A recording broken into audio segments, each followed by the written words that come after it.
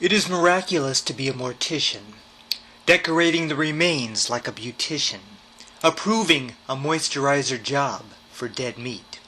My ornamental painting techniques are unique. When a dilapidated crumpled face I tweak, saving customers money by sawing off feet. I like to commence with intruding incisions, making winning anatomical revisions, allowing the numbed bodily fluids to flow.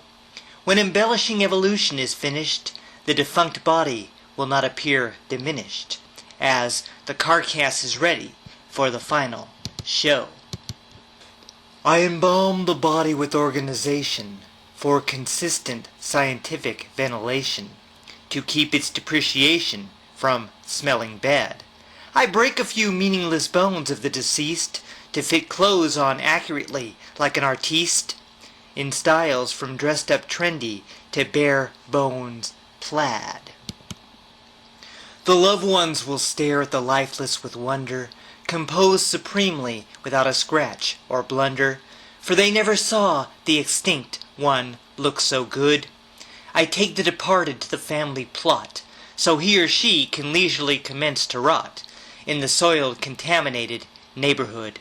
If the survivors do not cherish the coffin, or if its architecture style seems maudlin, or the remaining family needs a cheaper drawer, I will supportively purchase the casket back, then rest the burial box on the discount rack, displayed in the back of my grand angelic store. I will blissfully work with a rabbi or priest to bless affectionately the spoiled deceased, or use any religious denomination.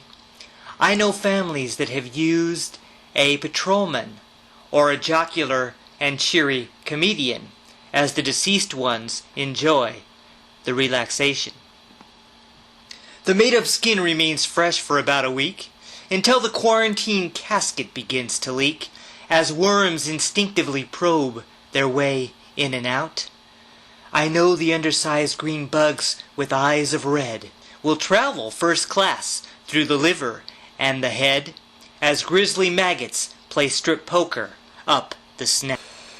I speak not of eyes sinking and teeth falling out, for customer service is what I am about, even though I know the stomach turns moldy green. I have known those surviving who will skimp and save, yet one loses it all when one goes to the grave, as remains ooze out and are licked like whipped cream. Life is not an investment that money can buy, for all conscious humans who live will someday die. Thus my work is an enterprising vocation. I advise the loved ones dress solemnly in black, comforting their fretful anxiety attack, making them feel better with free visitation. I fiddle with dead bodies aspiring to ease the pain of survivors thinking about disease, by giving memories of a wondrous sight.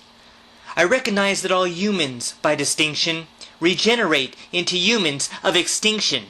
Still, my grimy employment does briskly excite.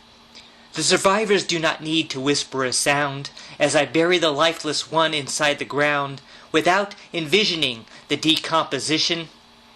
I give regards to the widow but will not flirt as I consistently shovel the sterile dirt, thinking how great it is to be a mortician.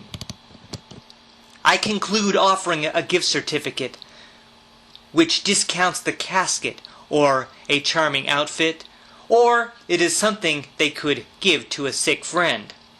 I appreciate death is troublesome and strange. Still a death is advantageous to prearrange, leaving money for the casket of hottest trend.